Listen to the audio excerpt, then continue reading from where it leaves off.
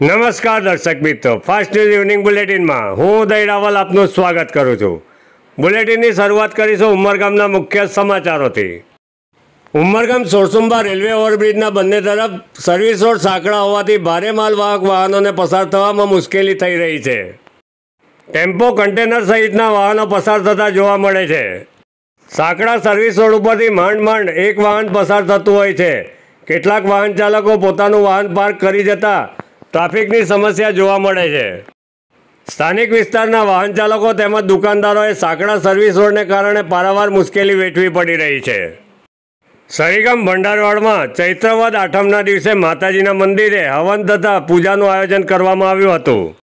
તાલુકા ભાજપ પ્રમુખ દિલીપભાઈ ભંડારી સહિત માતાજીના ભક્તોએ દર્શન કરી ધન્યતા અનુભવી હતી। સરીગામ ભંડારવાડ ખાતે દર વર્ષની જેમ આ વર્ષે પણ ચૈત્ર સુદ આઠમના દિવસે હવન પૂજા અને મહાપ્રસાદનું આયોજન કરવામાં આવ્યું હતું, જેમાં મોટી સંખ્યામાં ભક્તોએ માતાજીના દર્શન કરી ધન્યતા અનુભવી હતી। આજે ચૈત્રવદ આઠમની તિથિ છે અને આ તિથિના દિવસે પ્રત્યેક વર્ષે અમે સરીગામ ભંડારવાડ ખાતે માતાજીનો હોમ કરીએ છીએ અને એ દિવસે યજ્ઞ અનુષ્ઠાન કરવામાં આવે છે અને મહાપ્રસાદનું આયોજન પણ કરવામાં આવે છે। તો પ્રત્યેક વર્ષની જેમ આ વર્ષે પણ આજના પવિત્ર દિને અમે સરીગામ ભંડારવાડ ખાતે માતાજીનો હોમ કર્યો મા જગદંબાના મંદિરમાં અને એમની પાસે સરીગામ સહિત સમગ્ર દેશનું કલ્યાણ થાય એ માટે આશીર્વાદ ભંડારવાડ ખાતે માતાજીના અંબિકા માતા, ચંડિકા માતા, ઇંગરાજ માતાના પટોત્સવમાં એટલે દર વર્ષે આઠમને હોમ અમે કરીએ છીએ।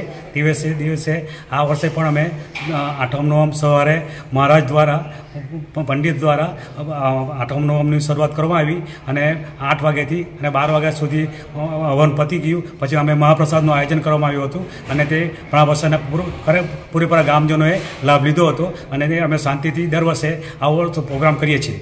આ કાર્યક્રમની અંદર પૂર્વ મંત્રી અને તાલુકાના ધારાસભ્ય શ્રી રમણભાઈ પાટકર ઉપસ્થિત રહ્યા હતા અને તેમણે સહકાર આપ્યો હતો।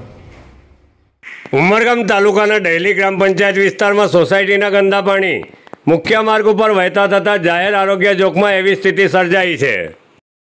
ગ્રામ પંચાયત દ્વારા બિલ્ડરને નોટિસ ફટકારી કાર્યવાહી કરવામાં આવી છે।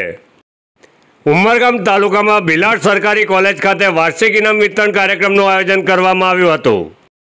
કાર્યક્રમ અંતર્ગત સાંસ્કૃતિક તેમજ વિવિધ સ્પર્ધાઓમાં ભાગ લેનાર વિજેતા વિદ્યાર્થીઓને શિલ્ડ તથા સર્ટિફિકેટ આપી પુરસ્કૃત કરાયા હતા। ઉમરગામ તાલુકાના સમાચારો બાદ વલસાડ જિલ્લા દમણ અને સેલવાસના મુખ્ય સમાચારો। વાપી પ્રસિદ્ધ જલારામ મંદિર ખાતે 22મા પાટોત્સવની ભક્તિભાવપૂર્વક ઉજવણી કરવામાં આવી હતી। વાપી નેશનલ હાઈવે નંબર 48 ઉપર જમનાનગર ખાતે શ્રી જલારામ સંસ્થાન વાપી દ્વારા મંદિરનું નિર્માણ કરી વિધિવત સ્થાપના કરવામાં આવી હતી। વાપી ખાતે શ્રી જલારામ બાપાના મંદિરે 22મા પાટોત્સવ પ્રસંગે ધ્વજારોહણ, સત્યનારાયણની કથા તેમજ ભજન કીર્તન અને મહાપ્રસાદનું આયોજન કરવામાં આવ્યું હતું। વાપી જીઆઈડીસી યુપીએલ બ્રિજ નજીક પાણીની મુખ્ય પાઇપલાઇનમાં ભંગાણ સર્જાયું છે, જેને કારણે હજારો લીટર પાણી વેડફાઈ રહ્યું છે। દમણગંગા નદીના ઇન્ટેક વેલમાંથી જીઆઈડીસી અને વાપી ટાઉન સહિતના વિસ્તારોમાં પાણી પુરવઠો પૂરો પાડવામાં આવે છે। ઉનાળો શરૂ થતાં જિલ્લામાં કેટલાક ભાગોમાં પાણીની તંગી વર્તાઈ રહી છે, ત્યારે બીજી તરફ તંત્રની બેદરકારીને કારણે વાપી વિસ્તારમાં હજારો લીટર પાણી વેડફાઈ રહ્યું છે। જલ બચાવ કલ બચાવના સૂત્રને અનુસરી અનેક સંસ્થાઓ પાણીનો વ્યર્થ વ્યય ન થાય તે માટે જાગૃતતાના પ્રયાસ કરી રહી છે, પરંતુ હજારો લીટર પાણીના વેડફાટ બાદ પણ હમ નહીં સુધરેંગે કહેવતને અનુસરી બેઠેલા અધિકારીઓના પેટનું પાણી હલતું નથી। વલસાડ જિલ્લાના ધરમપુર તાલુકાના લાકડમાળ ગામે 5 જેટલા બળદમાં વરરાજાની જાન નીકળી હતી।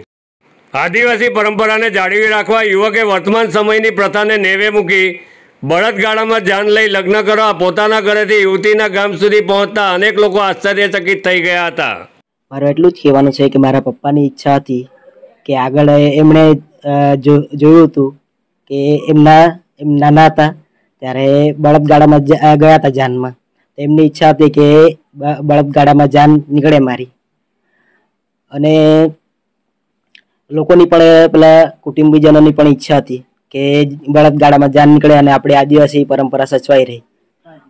5 બળદગાડા હતા અને 500થી વધારે લોકો જોડાયા હતા જાન।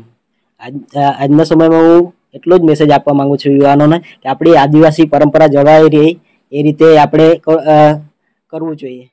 વાપી ટાઉન વિસ્તારમાં એસઓજીની ટીમ પેટ્રોલિંગ કરી રહી હતી. તે દરમિયાન વાપીના નાની સુલપાડ શાંતિનગર મહાદેવ કિરાણા સ્ટોર પાસે રહેતા એક ઈસમ પાસેથી ગેરકાયદેસર હથિયાર, જીવતા કારતૂસ અને બનાવટી પરવાનો મળી આવ્યો હતો. ગેરકાયદેસર હથિયાર રાખનાર ઈસમને ઝડપી એસઓજીની ટીમે કાયદેસરની કાર્યવાહી હાથ ધરી છે.